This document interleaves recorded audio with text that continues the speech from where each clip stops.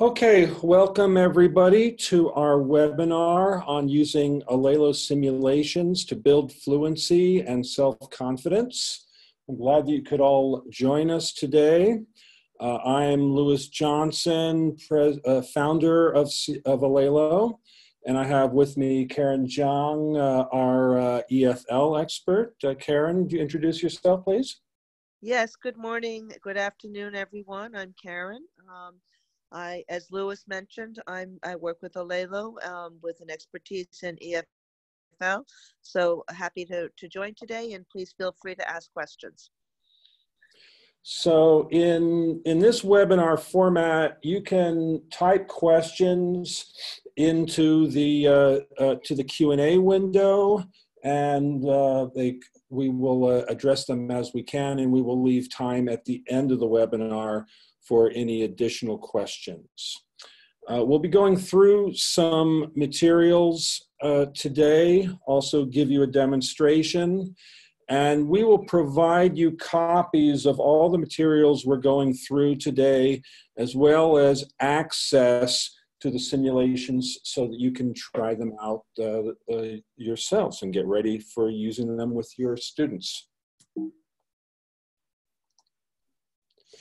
So the reasons why these simulations you'll see are so beneficial is they build student confidence. Students can practice conversations on the computer in a safe environment.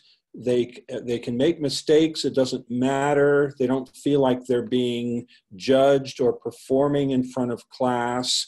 So this we see is very helpful. And we know this because reports at institutions that are using the simulations, for example, at UVM in Mexico, report this as from their use of the simulations. They're designed to practice communication, not just speaking. So many language learning software programs equate speaking with pronunciation. Whereas we know that you can practice pronunciation and still have difficulty in a conversation with a native speaker.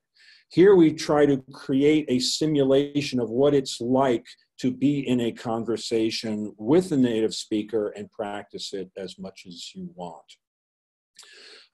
It provides individualized practice and personalized feedback. The software evaluates the learner's performance, provides immediate feedback at the end of each simulation, at the end of each exercise, and then gives recommendations of additional practice exercises. And teachers find that this helps students progress rapidly because each student gets particular exercises that focus on what they need to work on. We find this is particularly helpful for large classes where students might not otherwise have much opportunity to practice speaking. And they find that it results in more efficient use of classroom time because students are able to, when they do come to class, they're better prepared, they're better motivated to engage in spoken language activities, and so that results in other benefits to the classroom activities. So in the webinar today, we're going to show you how the simulations work and also talk about how you can make use of these simulations to achieve these benefits that we're talking about here. Karen, anything you'd like to add on these points before we proceed? Yes, just a couple of comments. Thank you, Louis. I think, Louis mentions that it supports large classes, which absolutely it does. But even if you are not teaching a large class and you have only 3 students in front of you, in order to practice speaking as a teacher, 1-on-3, it's just not possible to monitor everything a student says as they're going through a speaking activity, which in many times in whether it's software, or whether it be textbook, or whether it be your own created activities, it often students are just learning lines and not really getting a chance to try to think about what they might say in a real situation. So, and we see this from experience, for example, at the Toluca campus at UVM. And I know a number of the attendees on this webinar are from Toluca, and welcome. We're very glad that you could take part. So here are some of the quotes from some of the teachers and the program director at UVM Toluca, talking about how it helps their classes to become very short and communicative, and it helps them build self-confidence. And this quote here, I like a lot. You know, I wish I had, when I was a kid, I had this kind of platform. This type of technology, the students really take to it. They find it very engaging and a good way to learn. So let's actually hear a little bit of some of these instructors talking about their experience.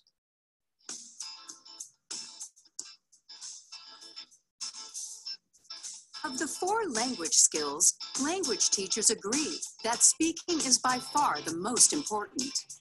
Enskill's artificial intelligence technology helps students improve their speaking skills and helps teachers teach more effectively.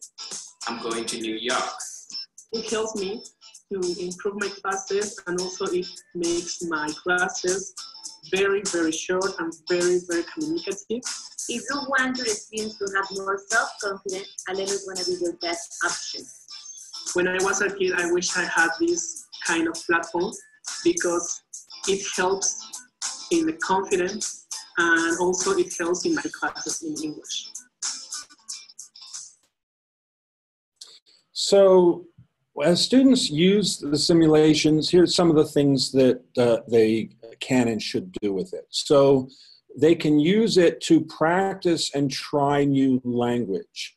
We've developed this technology so that students are not required to follow a fixed script. They can basically express themselves as they think appropriate for the conversational task. They can do it anytime, anywhere.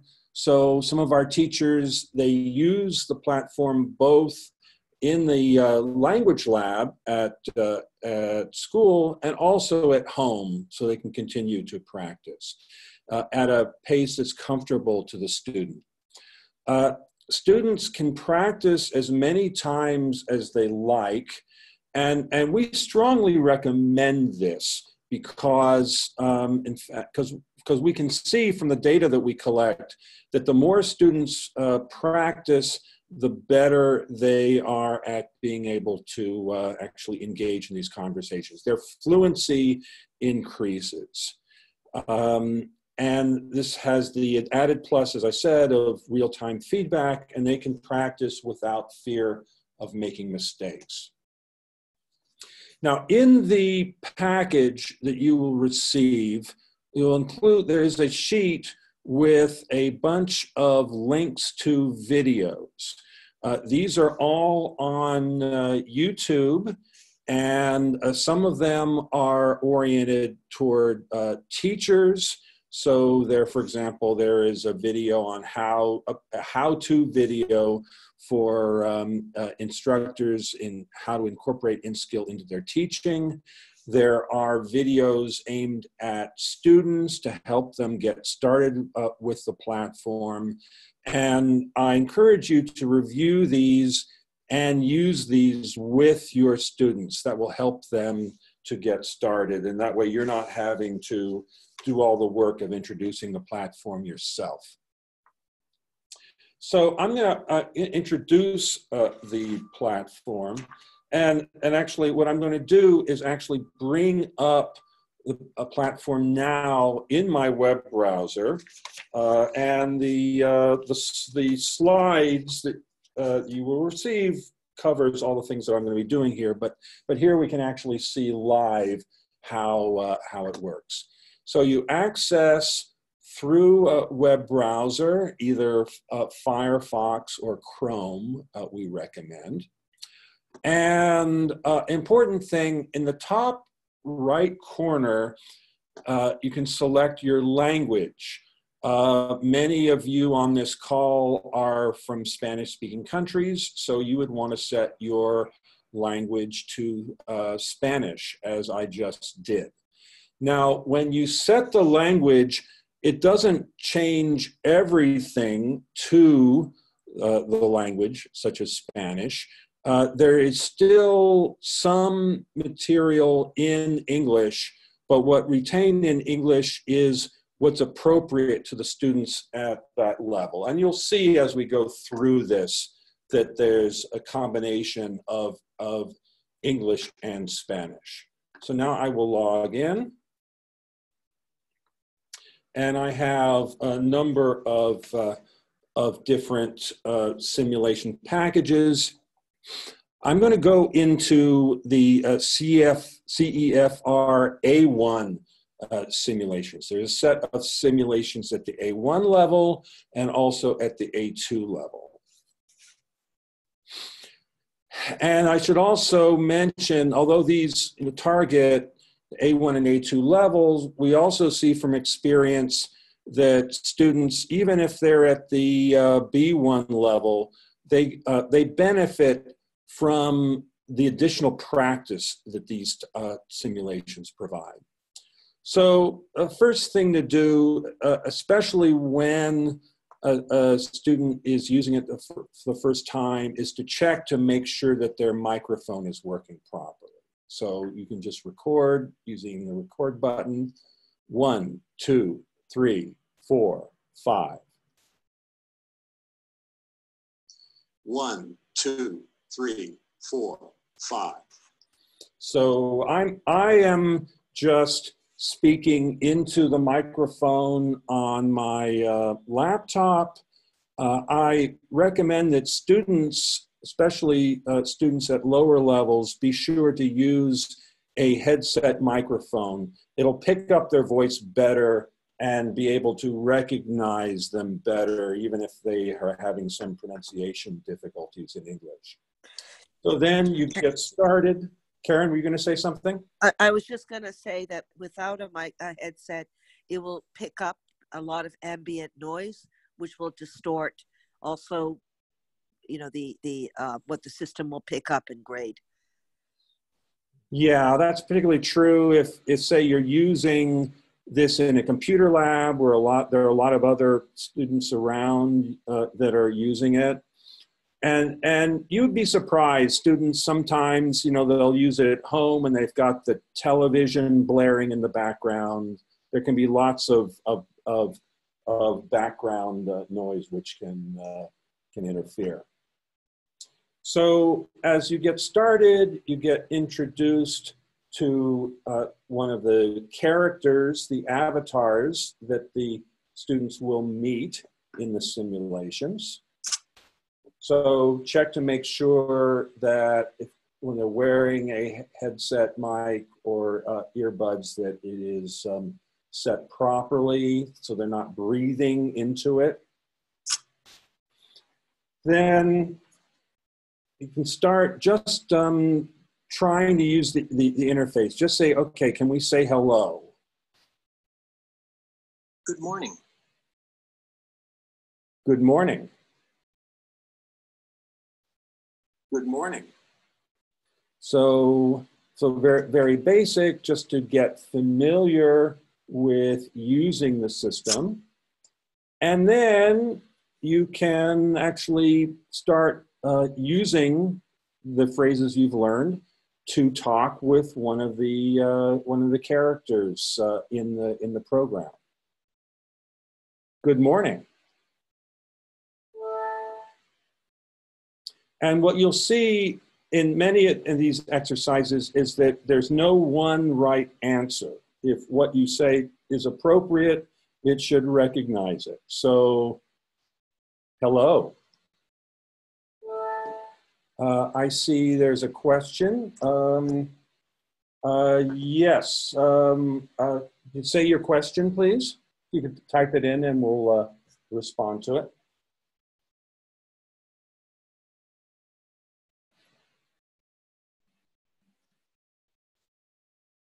Okay, I'll continue and we'll get to the questions when they come in.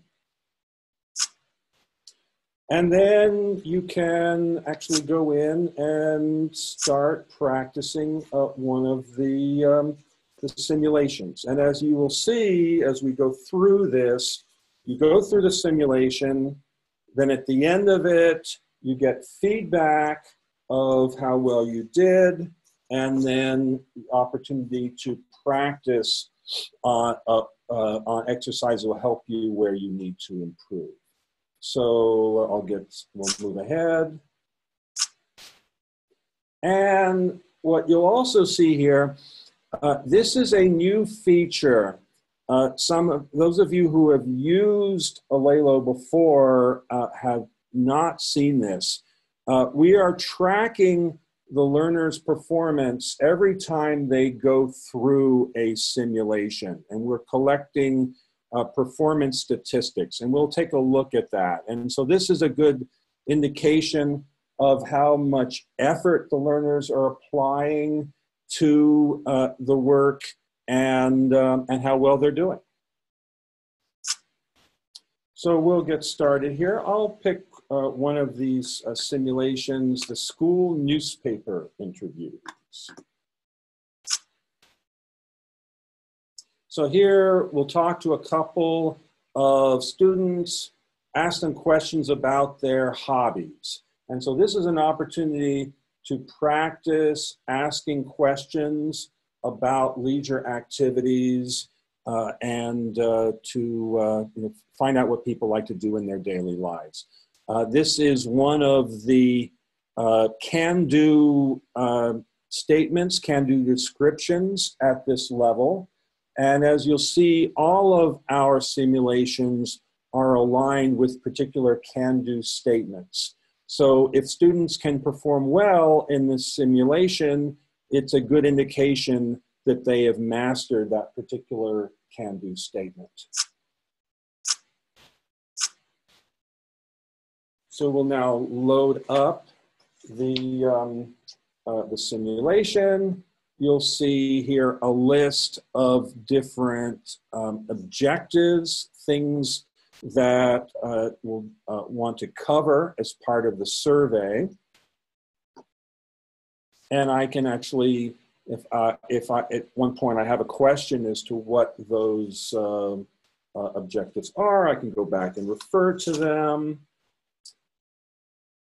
And now I can start talking to my friend here, Will. And the way you talk is you, so here's the question.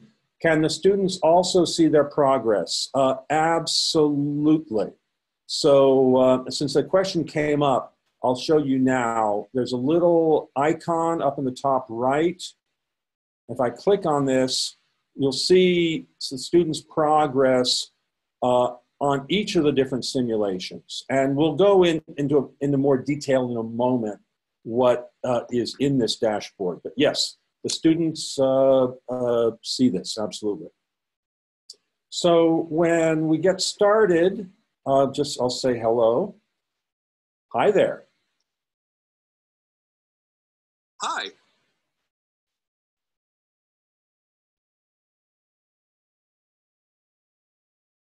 So you'll see this, it's running a little bit slow here, and part of the reason is because my laptop is running the video conference at the same time. If you use it yourself, you should get much more immediate response. How are you doing today? I'm good. So if students need to, they can see a transcript of what they have said, what the conversation so far, or if they are not sure what to say, they just want to ask the the avatar to repeat, we can do that as well. This is known as a task-based conversation. The system will only understand utterances that are relevant to the task. So let's say, for example, if I say something that's totally off topic, 1, 2, 3, 4, 5. I'm sorry, I didn't understand that. So it was able to transcribe what I say, and he says he doesn't understand because it doesn't make sense. This is designed to recognize learner language. And that means that it is very tolerant of grammar mistakes and of pronunciation mistakes. Of course, grammar and pronunciation are important, but the main focus here is getting students comfortable talking. There are other exercises, practice exercises that you will see that focus on form. But here, it's like just like in a conversation with a native speaker. If somebody can understand you, the conversation continues. Karen, you want to add anything here?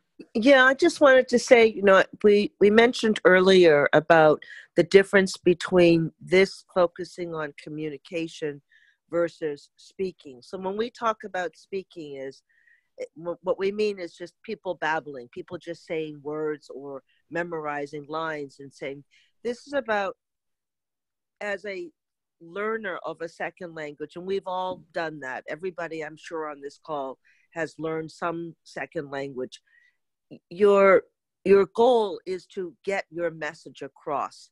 So as Lewis says, even though you might make a grammar mistake or you might make a pronunciation mistake, what we want to try to accomplish is the ability for students without fear to be able to communicate with a speaker in English. And the fact that they might make a few minor mistakes is not as important at this stage as it is the communication. Thanks, Right. Lewis. That's right. So let's say I say something like, I doing a survey for the school newspaper. All right, how can I help? So I made a grammar mistake, but he understood what I meant, and so the conversation continues. So you'll see in the top right, there are suggestions of what to talk about. At the beginning level, they're relatively specific. As you get to more advanced levels, they become more general, and there'll be things like respond to what he just said. But it even at this level, it's not suggesting you say specific phrases. Now, if the student is not sure what to say, they can click on one of these and see a couple of options of how you might say this.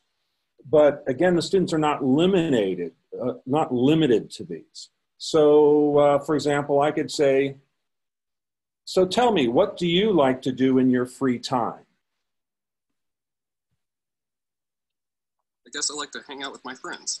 Usually we go out for dinner.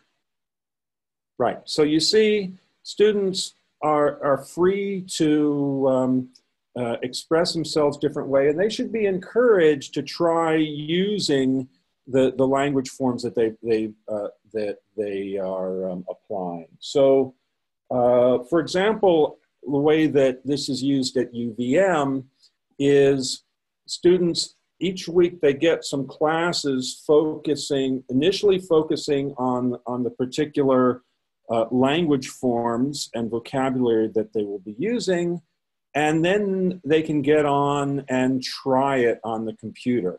And then there is a class activity focusing on speaking, so that when students get to when they get to the computer, they have some familiarity with the language and they can start experimenting with it. And then when they get to the speaking class, then they're much more comfortable actually engaging in the conversation. And I would add, in addition to that, there are various ways you can use the tabs. So when a student comes in and tries the simulation for the first time, they may be a little bit nervous because it really does simulate real conversation. So the first time a student goes through, they might want to keep the transcript tab open because it's a support tool to remind them what they have said and what the avatar has said. So they're not only hearing it, they could also see it. But the next time they go through, and this is what we're encouraging and why we're encouraging them, you would want them to keep the transcript tab closed so they don't have that extra support and they're kind of forced more to kind of think on their feet, if you will. As far as the suggestions are concerned, again, that's another support tool, but as they might go through it the third time, they should not look at the suggestions and really focus on and think about and process what the avatar is saying. So there are multi-levels in which this can be used, even at the A1, A2 level.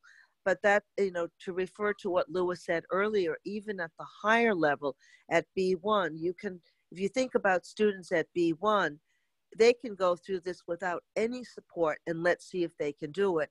And because the system accepts all different types of language from very basic to something more sophisticated, students can interact at multiple levels. Absolutely. And so they can practice more sophisticated language than the beginners would use or generate, and system will be able to handle it. I should also mention this system is running in the cloud, and every student speech recording is captured. We keep it anonymously to protect the learner's privacy, but we are capturing and analyzing all this data. So as we notice, say that students may be saying things or making particular types of mistakes that we haven't seen before, we can actually update the AI so that they take advantage of that. So they get progressively better over time. And again, to our friends at UVM, if some of you tried this a year ago and you try it again this year, you'll see that the dialogue is much more robust now than in the earlier versions, now that we've gotten more data from more students. So let me finish off this conversation, and then I'll show you some of the feedback as well as the student dashboard. Okay, thanks for your time. Goodbye. Sure thing. Goodbye.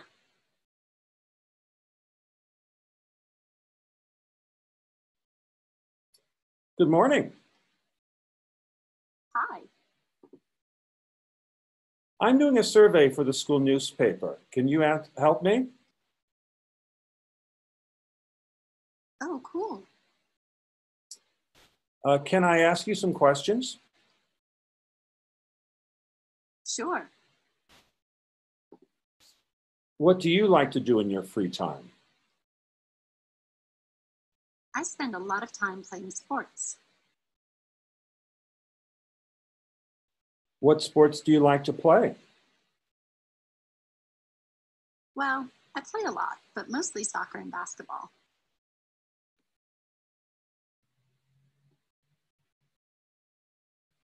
How often do you play? I play basketball a couple of times a week, but I only get to play soccer once a week.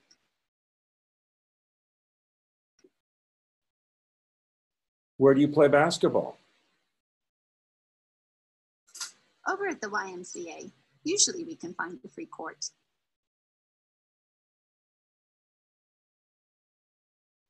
Do you buy your own equipment? Yeah, I usually buy my own gear.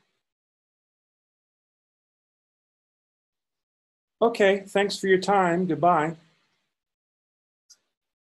Oh, sure. You're welcome. Bye.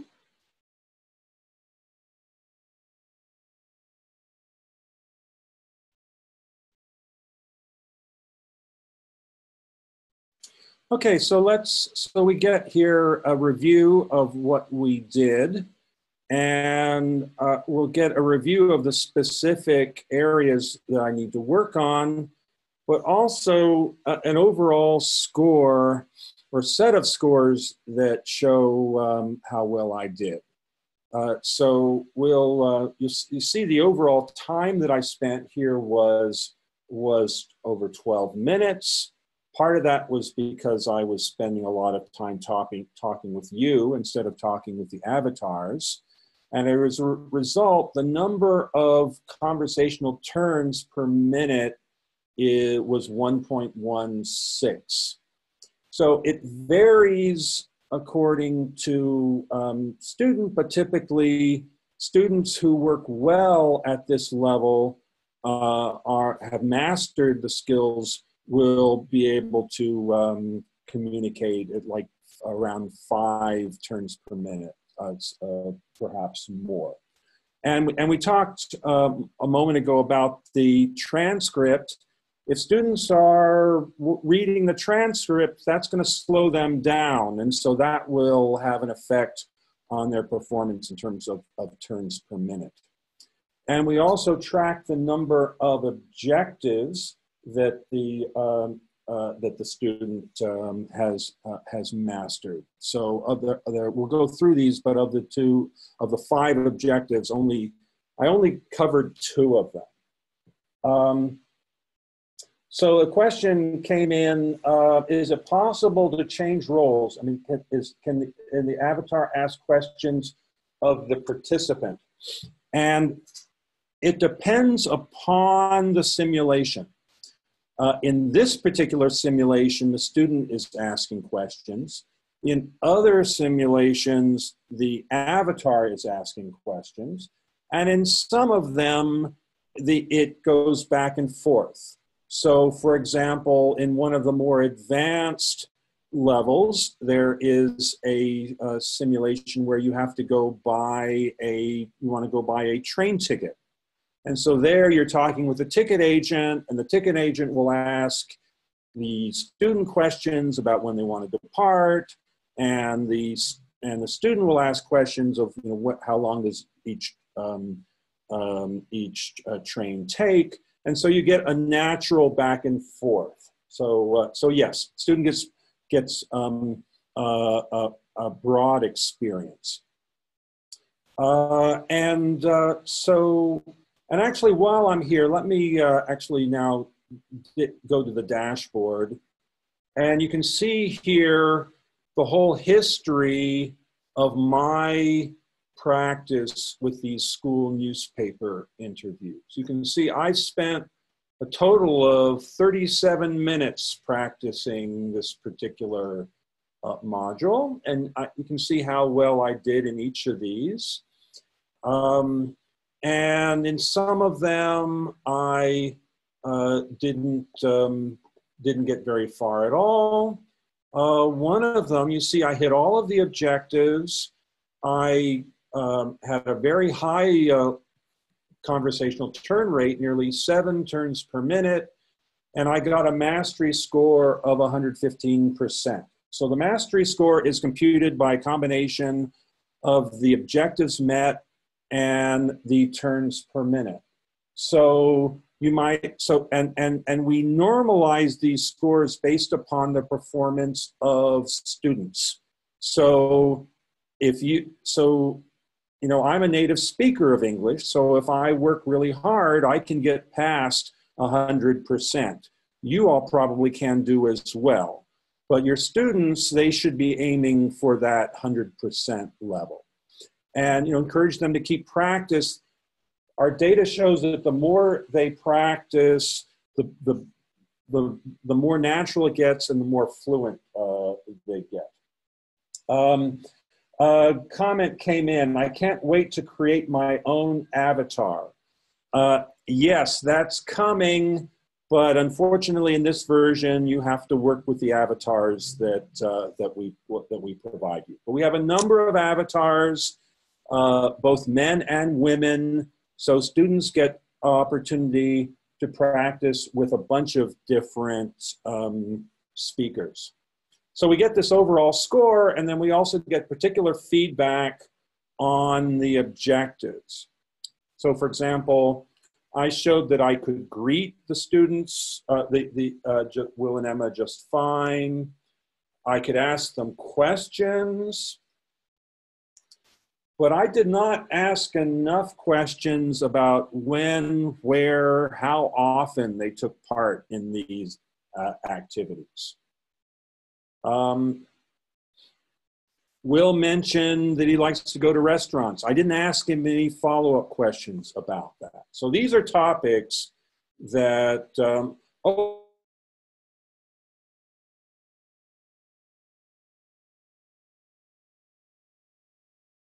that will be covered in the practice exercises.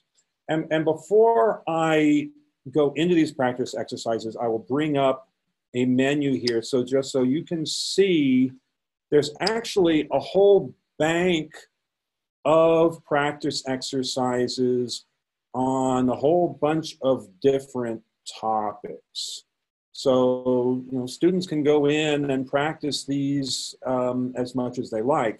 But what's going to go on here is that the system will select practice exercises based on the particular areas where I had difficulty. And let's see what those were. Well, look, it thinks I should work more on WH questions. So, and there are a range of different activities at different levels of difficulty. So here at a very basic level, do I know the difference between when, what, who, and where? Well, let's see, when is with times, and what is with things, and who is with people, and where is with times and dates. Where is with places? There we go. So you know, students can practice these. Here's a scramble exercise. So some of these types of exercise you may have seen in other online learning materials. But some of them you probably haven't, because they involve spoken interaction. So here at a basic level, let's listen to Lily's question and choose the best answer. Where do you live? Where do I live? Oh, well, I live with my mother and sister. Well, actually, that's not what it was looking for. It was looking for a place. Oh, okay. So I live on the corner of Elm and 5th Street. Yep, that one, that worked fine. So students can practice as much as they want. And then as we get a little farther in, we can actually see where they actually have to speak the response. So let's see. So let's say I meet Owen at a restaurant, and Owen says to me, "What is your favorite class in school?" Okay, so I could say, my favorite class is English. So that's a good answer, but it's not the only answer. I could say, my favorite class is Spanish. That's good too. So there are a range of different responses, and what you'll see is that these exercises are practicing the individual conversational turns that the students then will actually be using as part of a longer dialogue. So they can go back and forth. So question, how many hours in total will someone have covered per level? Well, of course, it depends upon you know, how much they practice each level, but each level is designed to cover a semester of English. And so each of these units is going to align with 1 week of classroom instruction. And then within that period of time, I would expect the students to spend between 1 and 3 hours, I would say, practicing. Again, it depends upon, for each student, where they need to practice. Some students, you know, if they've mastered it, you know, they may just go through and get a mastery score and then they're good to go. Karen, anything you'd like to add to that?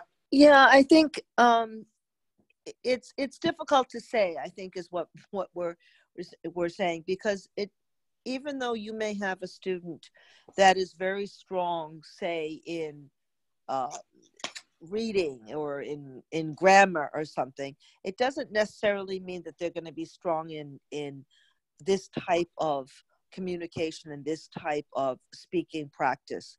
So it will depend on where your students are coming from in terms of their level.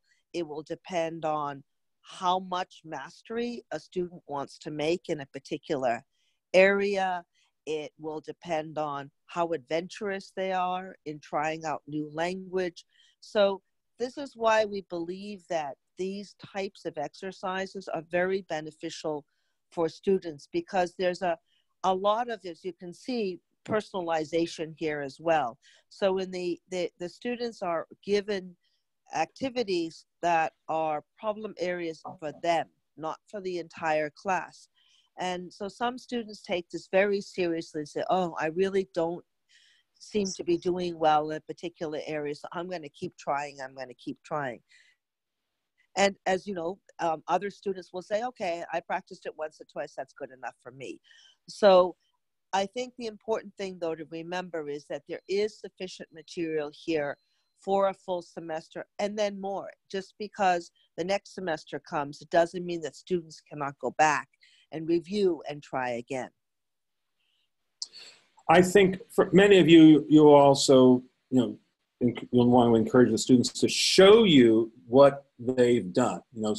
Show that they've actually spent the time on the computer. I mean, some students, they'll be motivated to just do it, but some of them, as we know, they need to be monitored. And if they understand that their performance is being tracked, that will help motivate them to stick on and keep doing it. So let me go back. Let me close out my browser now, and then we'll go back to the presentation.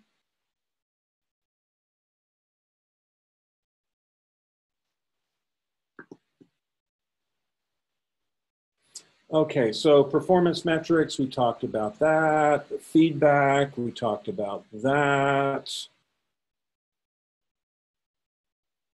Let me go ahead and talk about using the simulations in the classroom. Okay, so in the package of materials that you will see, you will get a chart that shows you for each simulation module what topics it covers and what can-do statements it is aligned with. So this will help you to understand how to use these as part of a curriculum. So if you're using, say the Cambridge Touchstone curriculum, then it should be pretty easy to follow this against that scope and sequence. But if you're using some other textbook where you have scope and sequence, it's because these are general can-do statements that students need to cover at this level. It shouldn't be difficult to find a correspondence. And if you have questions about how to align this with a particular scope and sequence, let us know. We'd be happy to help you with that. Right. So I just would add that there are probably um, a few different ways that you can look at alignment. One is you can just go by theme. So a lot of the themes within the simulations are very common at the A1 and A2 level. You can align by, as Lewis says, by can-do statements, or because the can-do statements are effectively, a lot of them involve language structures, you could align by language structures as well. So once you've, so that talks about how to align with the curriculum. Now let's talk a little bit about how you actually blend it with classroom instruction. So we can use these simulations in a blended context as an extension of classwork, as a sign for language lab or for homework, and can also be used online. So if the other material in the curriculum is online, then this can be just one part of that, one extension of it. So here's, actually, Karen, would you like to talk to this slide? Sure. So depending on how you want to organize your class, apart from actually assigning the simulations to your students, I think, as all of you are teachers, there are some obvious sort of areas that you can do pre-work and post-work on. So just for example, as pre-work, you might want to talk a little bit about what some of the objectives are for a particular simulation. You might want to do a little extra work with them on key vocabulary and structures related to the objectives and to the theme. You might want to have just a brainstorm about the context and what might happen, what might not happen, what kinds of questions might come up. And you might want to encourage students even before they attempt it to sort of preview it. So you could do this in the classroom. You could show, for example, how a simulation might work. And all before students go into the simulation. And then after they complete the simulation, here are some possible things that you might want to do. You might want to just have a follow-up asking the students some comprehension questions about the dialogue. What happened? Okay, what did Emma do? Or what were you trying to find out? What key vocabulary and structures did you use? You might want to try to role play the actual simulation with one student playing the role of the avatar.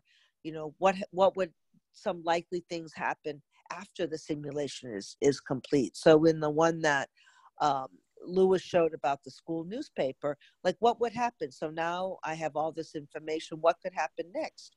And maybe that becomes an activity for the classroom. You might ask the students to pretend that they are actually taking that information and writing a paragraph about what Emma likes or what Owen likes.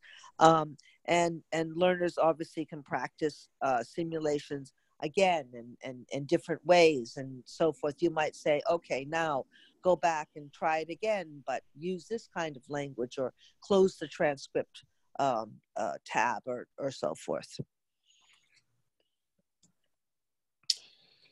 And if it's online, it's a similar kind of use case. But if it's online, then you have students. You can give student learners activity to brainstorm potential vocabulary and structures around the topic, to share with the instructor, with students. Again, the teacher can elicit examples of vocabulary and structures for appropriate for these conversations, and also post and remind students of the CEFR objectives. And then ask comprehension questions afterwards to see how well they've done, and have students practice in the chat room so that where one student plays a role of the avatar and the other person is talking with them.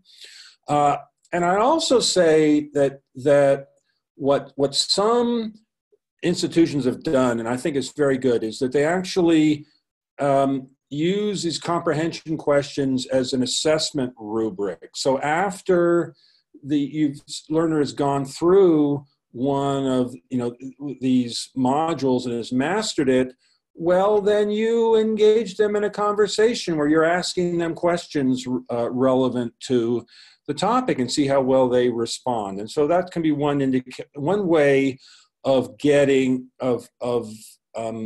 getting confirmation that the students really can employ these social interaction skills with people, not just on the computer. So final comment before we go to, let's see, question that came in. Speaking of those students who need being monitored, if I want to track the students' progress, would they have to send me their report? Is there a way that I can track their progress as a teacher? So right now, you've got a couple of options. So the student can capture and send you their report. We can provide you a report of how the students in your institution are working. We can provide you a spreadsheet, but unfortunately, due to student privacy concerns, we can't share actual student scores associated with student names via email. Now, one way to get around that is if your institution uses a learning management system, then we can integrate our platform with your learning management system, and then this problem goes away. Students log into the LMS and the scores appear in the LMS. But these new data protection regulations are getting in the way of freely sending learner reports around, I'm afraid. So anyway, just to wrap up here, so our platform Enskill, what does it do? It lets students practice spoken interaction, task-based conversation. It provides exercises based on learner skill gaps. Be aware that what it does not do is it does not engage in unconstrained conversation. Everything is on a particular topic, and if you say things that are off topic, it probably won't understand you. And that's deliberate because we want to track whether the students can actually perform these can-do statements rather than just unrestricted conversation is a different matter. Also, if the software knows what objective the students are trying to accomplish, it can provide better feedback. Enskill does not drill grammar and pronunciation during the conversations, but it does have practice activities that focus on grammar points. And I also should point out that it has limited ability to understand very complex language spoken by native speakers. So if you are engaging, if you as a teacher are engaged in a conversation,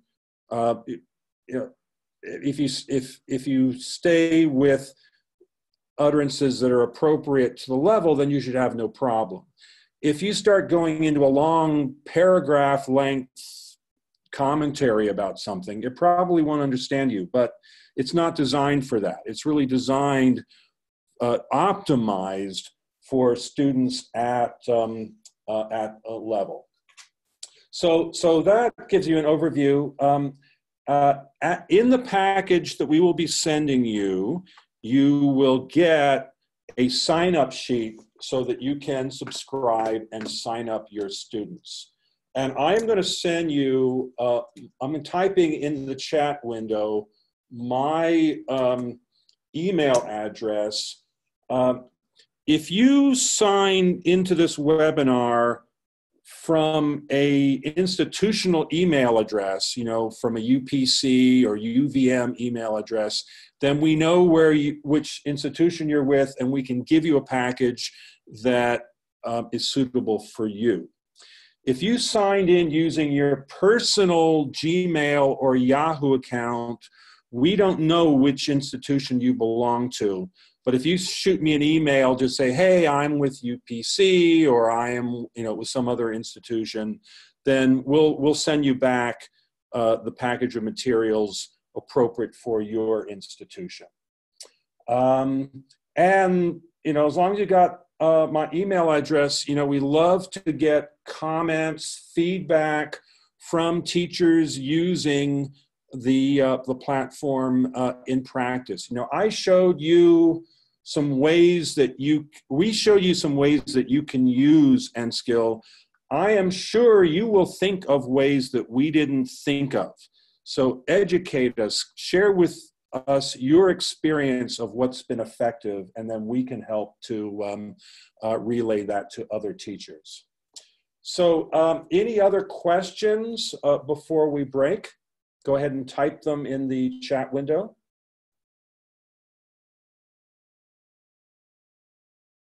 And while we're waiting for any comments there, Karen, do you have any additional thoughts you wanted to contribute?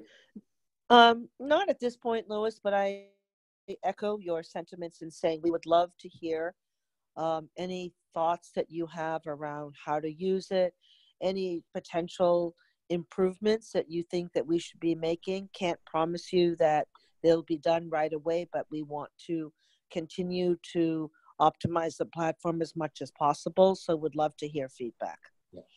So we're giving, so one of the teachers offered to provide feedback from the students. We'd love to do that. We love that. And again, as far as customizing the avatars, that's not a feature that we offer now, but it's certainly something that we're we would planning for the future. So as far as the information that we'll send to you, we will send you to the email to your email address. You can take it from there. And so what we're going to send you is a link to a set of files on our server where you can download them. So it's a link to a package on our server. Somebody asked a question of what is the price for your students? We ordinarily arrange a license with the institution so that the individual students do not have to pay for it themselves. And you talk with us about that. I can let you know whether your institution is currently covered, or if not, we can work with your institution to get that covered. We also are looking at the possibilities. Some institutions would like to make the platform available to their students after they graduate, and that's also something that we can make provision for. Anything else?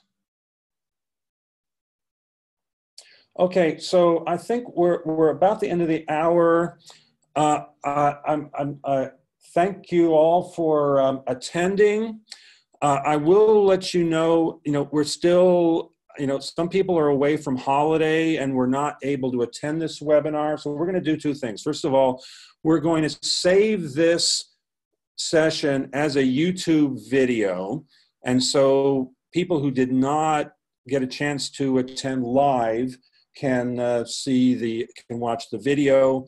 And we're also planning another webinar later this fall. We haven't set the date yet, but we are planning to do another one. So for some of your colleagues who missed it, we can, will be another opportunity to follow up. So I think we're good for now. So thank you, everybody. Have a good weekend. Thank you for joining us. Bye-bye for now.